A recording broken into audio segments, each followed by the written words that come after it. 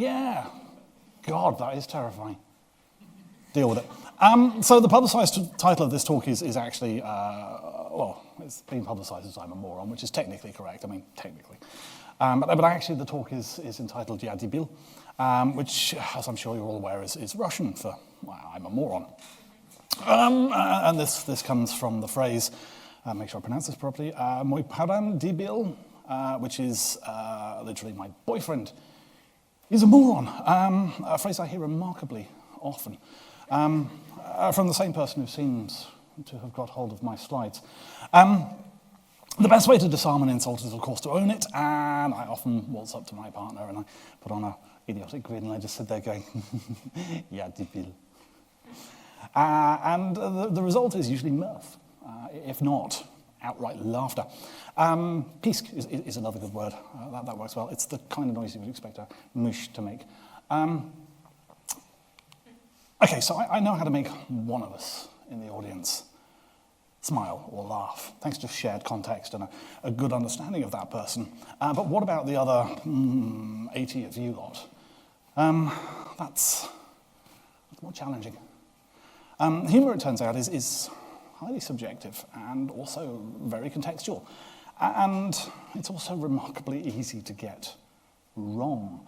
For example, my poor and somewhat random grasp of the Russian language has my partner now cringing with extreme embarrassment. She is not finding this remotely funny. So I pitched this talk as remotely funny, engaging audiences with stories and humour to light and complex topics, hashtag storytelling, hashtag public speaking. Actually, that's not true. I gave a longer pitch to ChatGPT, and this is the description it spat out.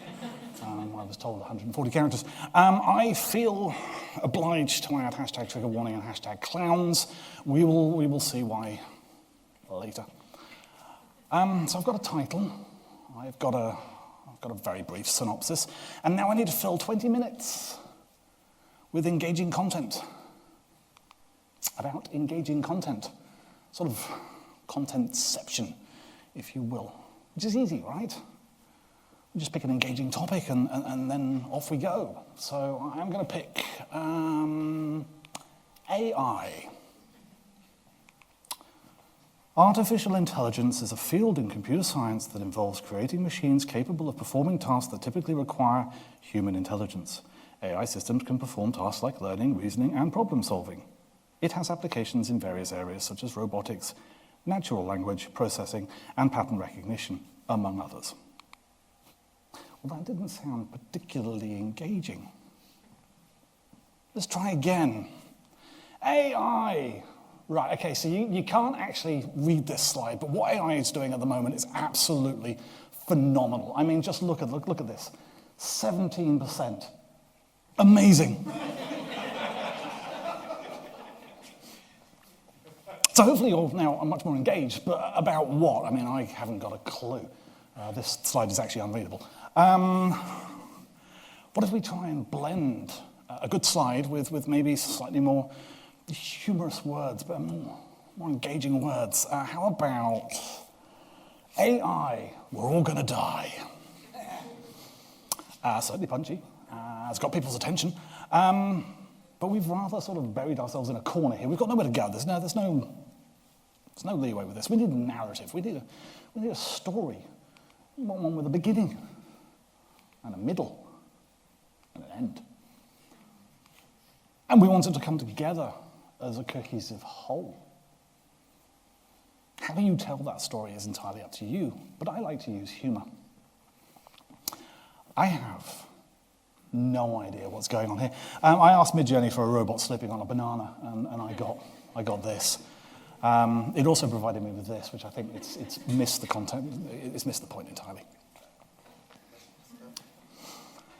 We live in an interesting time where some people are saying that AI is more dangerous than nuclear weapons, and doommongers are suggesting that we're going to end up with a world that is reduced entirely to paperclips. And yes, AI is actually very dangerous, but not necessarily in the way that these tales of artificial and superintelligence would have you believe. I mean, these images are fantastic. but they're a small subset of what I generated because some of them were just weird. This is some other attempts to get slipping on a banana out of Midjourney, albeit with the book theme continued, and I think I was a little too ambitious there.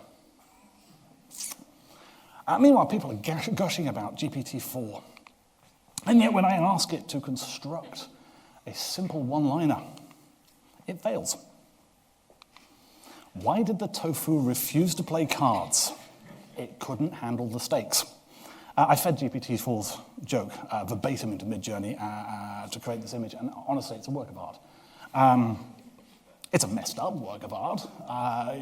This is basically how AI sees the world. It doesn't understand it at all. So it's little wonder that it struggles with humor and interpretation and metaphor, because we also struggle with it, bigly. Who wants to guess what single-word prompt I used to generate this image? Covfefe, because of course it was. And it starts to hint at how AI works, especially with this particular one, where you've got a limited data set on a very niche subject. GPT-4 is just something that basically answers the question, given my data set and given the context of the input, statistically, which word comes next? Doesn't actually understand the content. Or to put it in GPT-4's own words, as an AI language model, I have been trained on a vast data set that includes various forms of humor, such as jokes, puns, and witty remarks. While I do not understand humor in the same way humans do, I can recognize and generate humorous content based on patterns and associations found in the data I have been trained on. My ability to generate humor may not always be perfect, as it relies on the context and subtleties that might not be fully captured during this training process even. This is highlighted when I ask GPT-4 to generate a humorous anecdote. A man named John was known among his friends to be quite clumsy. One day he decided to attend a fancy dinner party. Ooh. As soon as he arrived, he noticed a beautiful chandelier hanging above the dining table, and he couldn't stop admiring it. Throughout the evening, John was doing his best to be extra careful, but his friends knew better. As dinner was served, John started to get nervous and his hands were shaking. While trying to pour himself a glass of wine, he spilled it all over his neighbor's lap.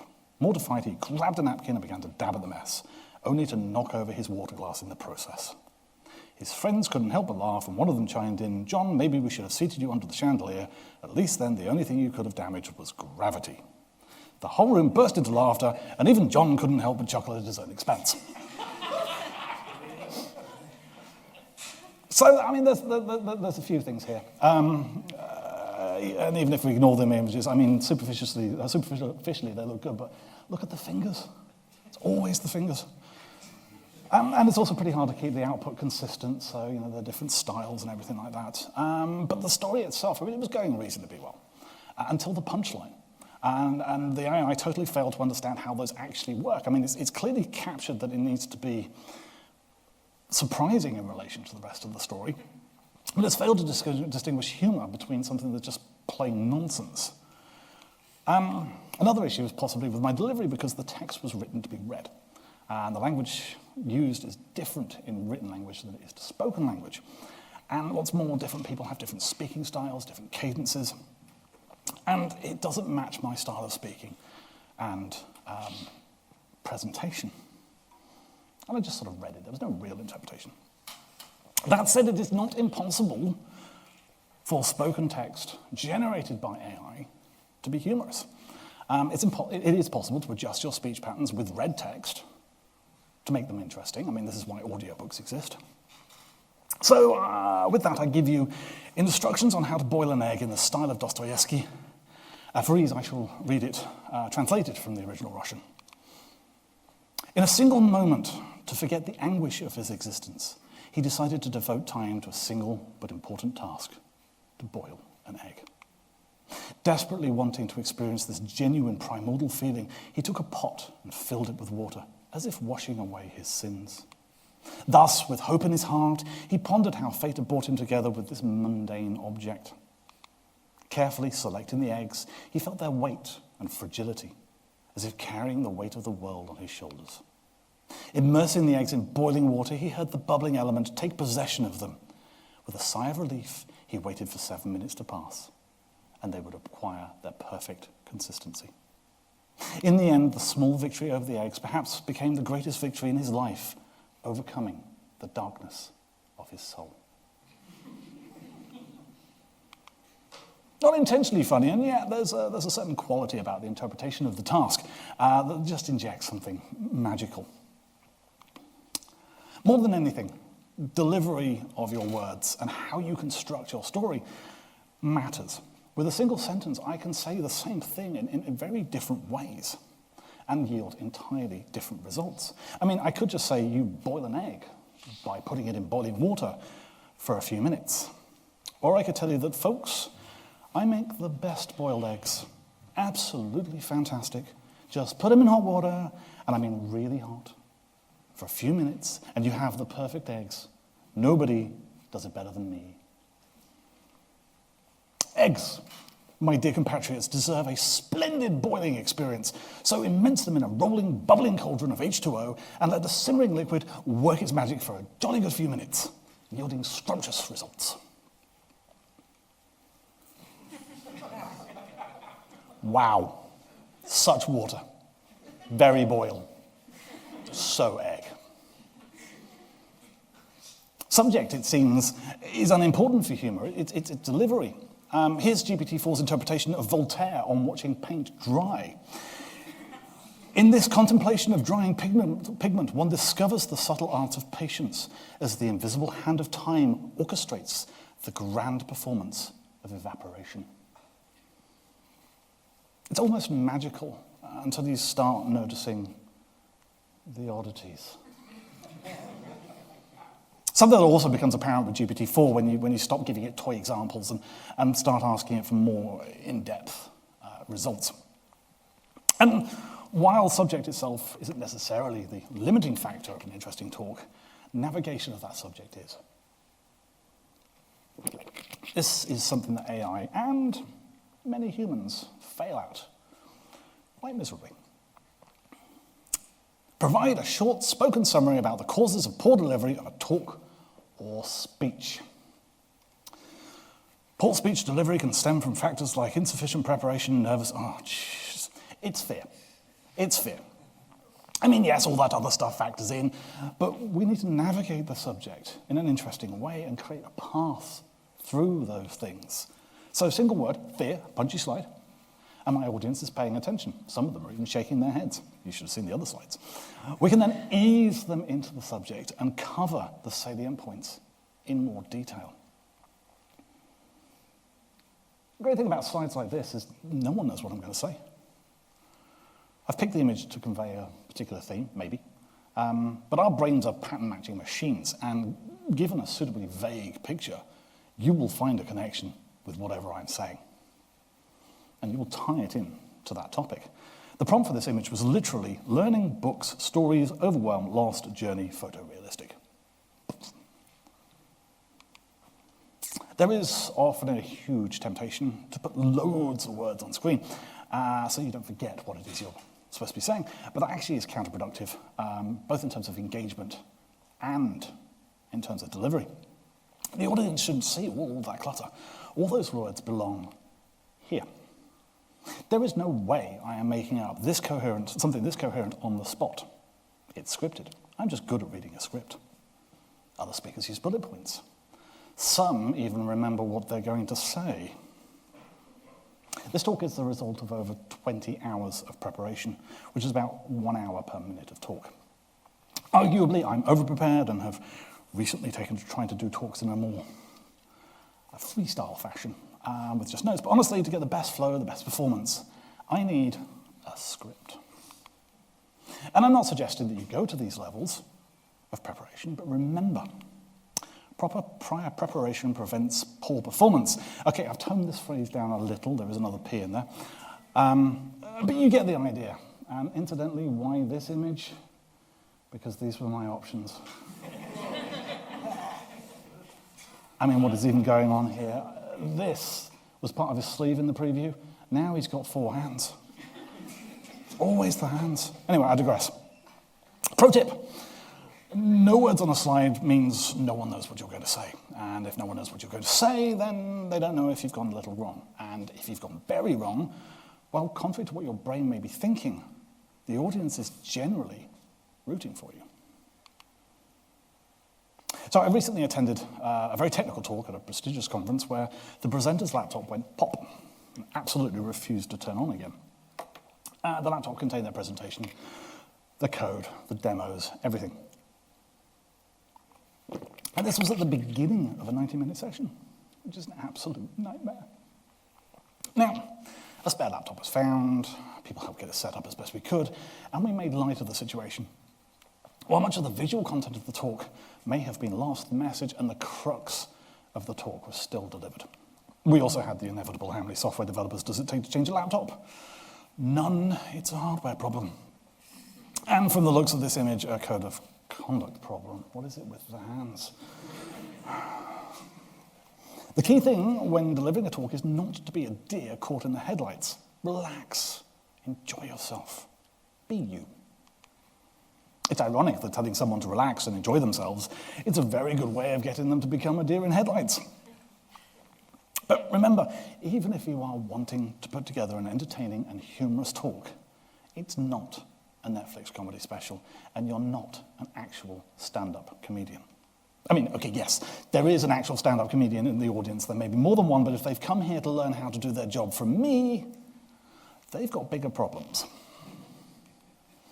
And for humorous talks, I would actually encourage you to watch stand-up, especially where the comedian tells a narrative. They can keep an audience entertained for long periods of time with no tools other than a microphone.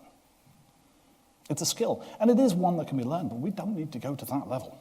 We have slides, we have speaker's notes, and we have an audience that simply wants something informative and engaging. Something that doesn't even need to be remotely funny. Although you will help yourself if you sprinkle a little bit of humor into your talks. Now, if you've been paying attention, you may have noticed from my pacing, my tone of voice, that we are reaching a conclusion. I'm taking what we've learned and turning it into concrete, actionable things that you can take away and consider. We've looked at how slides can detract from a talk, how content is pretty much irrelevant, and how delivery is the key factor. We've even delved into AI a little. Or in the words of GPT-4, the speaker humorously discusses the challenges of creating engaging content and the importance of delivery. They highlight the limitations of AI-generated humor and emphasize the need for human touch in storytelling. The speaker shares various examples of AI-generated content and anecdotes, emphasizing that while the subject matter is important, the delivery is key to making the talk engaging and memorable. They encourage the audience to relax, be themselves, and use humor to keep listeners interested, drawing inspiration from stand-up comedy as a tool for effective public speaking. Which is an interesting, although subtly incorrect, synopsis. I mean, yes, I would encourage the audience to relax and to be yourselves, but I'm not sure it's relevant to my talk. I haven't really referenced you as an active part of the whole equation yet. Incidentally, as an audience, you can help the speaker. So, look engaged, smile, react to what is being said. An audience of people looking at their phones is basically doing this. Don't be this. I mean, personally, I don't care. I've gone into tunnel vision. I do when I do these talks. I don't see the audience. But you can be the difference between an aspiring speaker enjoying themselves and coming back and doing it again, and someone who is terrified and never gets up on stage again. Possibly even traumatized for life. Who knows? Especially with these slides. So I'm going to finish up with why I am not worried about AI becoming super intelligent and destroying humanity. It's the same reason that I'm not worried about cars being able to reach near the speed of light and destroying the Earth in the process. To highlight why relativistic cars might be a problem, here's Randall Munroe on the subject. Although this isn't baseball on what happens if you accelerated at 90% of the speed of light, I'd encourage you to read the full article, but the TLDR is basically bad things over a large radius.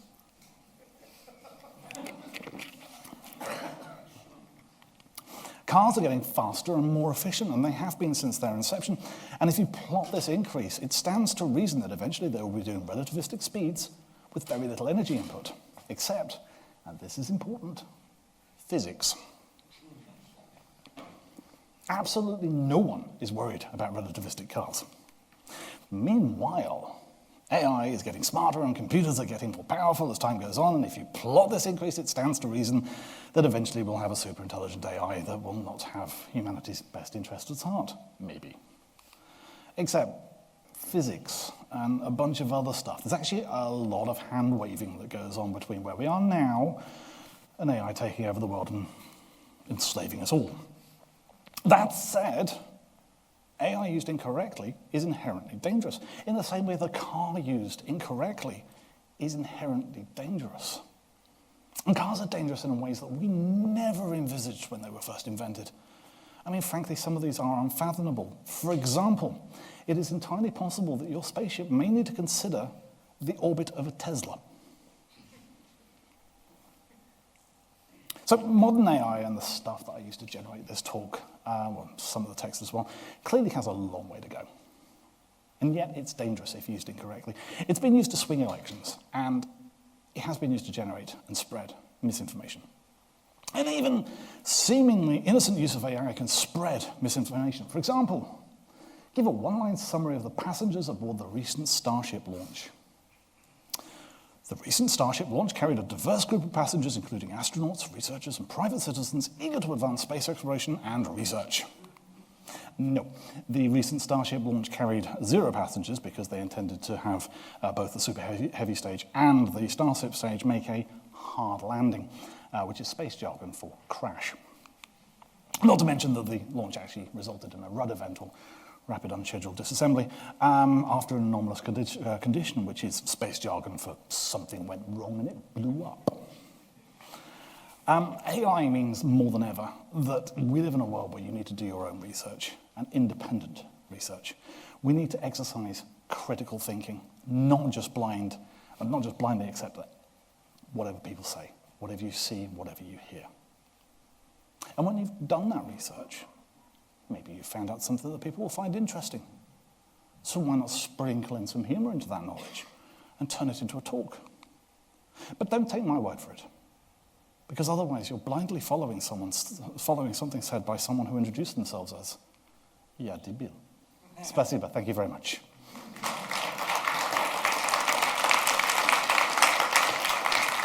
Questions? Oh, questions. Normally stunned silence after I've done my talks. Normally, but not this time. Okay, so has anyone got questions for Dom? I do have a question to start with, which is, do you think that there will come a time when AI, computerized AI, can actually ever be funny, or do you think that humor intrinsically has a human requirement? The way AI is trained, it's derivative. So yes, it could be intrinsically funny, but in the same way as people just repeating comedians or rehashing jokes. There's a creative spark that I don't see how we are. There's a whole bunch of stuff to do with how you train the algorithms and how you work out fitness functions. I don't see at the moment how we do that. And no one can give me a decent answer on how we do that. So I think AI will be useful, and it's an interesting tool. You can certainly go and say, if you're a topical comedian, summarize all the news events. And then when it does make a mistake, you can go, ha ha, I can use that. It's one of those things. Yeah, I think the thing I'm definitely finding funny about AI at the moment is the mistakes. Yes. And that's very, very human. The hands are terrifying. Who has a question for Dom? And to sweeten the deal, we have this, which is a catch box, which means I get to throw this microphone at you so you can hold it and ask Dom a question. So who has a question for Dom? Who wants to suffer physical assault? That's put you all off, isn't it? Told you, stun silence. Clearly. Okay. Always happens. You've gotten off lightly. Well, thank you very much, Dom Davies.